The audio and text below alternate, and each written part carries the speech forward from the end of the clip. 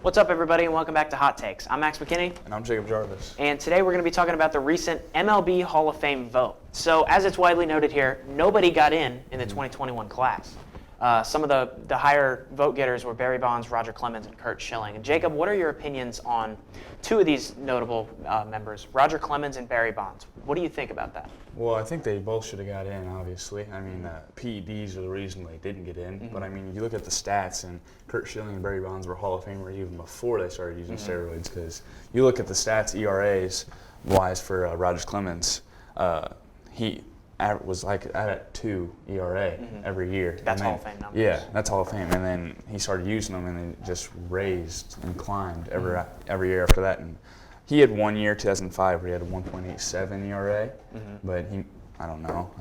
I mean, he was averaging Hall of Fame numbers. Yeah. The thing that I see with Bonds and Clemens, and they both have pretty similar trajectories. They both started using late into their careers, and it seems like, in Clemens' case at least, that he was trying to just protect his arm, not exactly add any kind of speed or anything.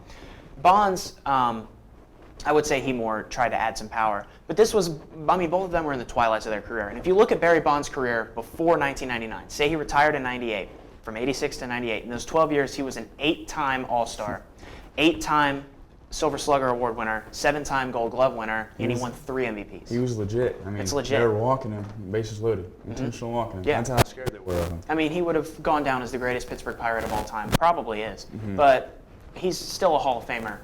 Yeah. Even before the steroids, I would say. Yeah, I agree. He's a great power hitter, and I mean, I guess he tried to use steroids to his advantage, but I mean, you still have to hit the baseball. It's hard coming in. Absolutely. So I mean. Yeah, and I think that this just kind of tainted their legacies, both of them. Yeah. These old school voters for the Hall of Fame Association aren't going to let somebody in who used steroids. No, and we also agree that Pete Rose should be in. Absolutely. As well. Yeah, Pete Rose was betting on his own team. And Curt Schilling said that he doesn't even want to be in the Hall of Fame anymore because of that.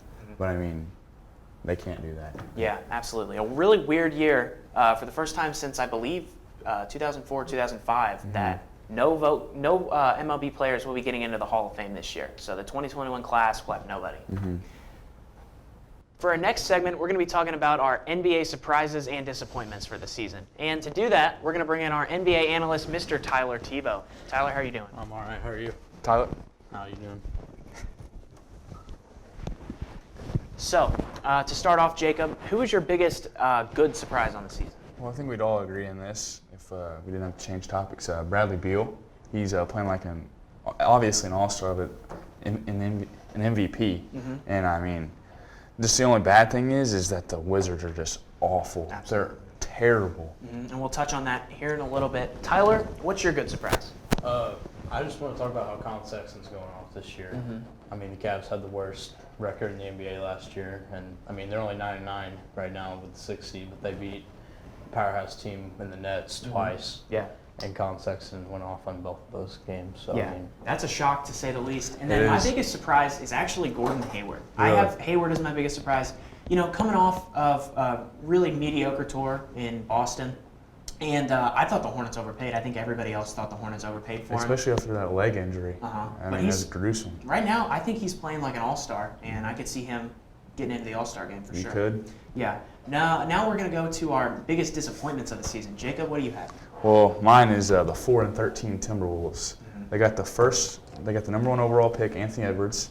I mean, he's playing all right, but I mean, the biggest disappointment for me is Karl Anthony Towns. I said earlier that he'd possibly be an MVP this year, not playing like it at all, and it's really disappointing to see because this team has a lot of great potential, and they're just not playing like it right now, and it's really disgusting to watch, to be honest with you.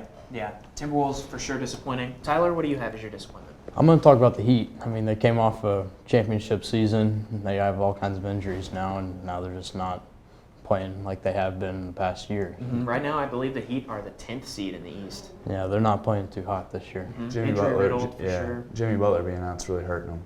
Yeah, I mean, other than that, if they can get everything put together and get their injuries back up, I think they'll be able to come back from it.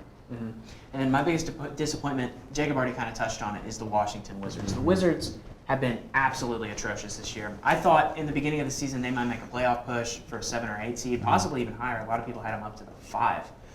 And Russell Westbrook not playing like himself. Bradley Beal is absolutely balling out, but this team can't guard anybody. Yeah, Bradley Beal said it. We can't even guard a parked car. Yeah, they can't guard anybody. So the Wizards are 100% a disappointment, and I wouldn't be surprised if they finish with the worst record in the league. Yeah. Because I feel like they might trade Beal at the trade deadline. They should. Get him out of there. Uh-huh. He's too good to be there.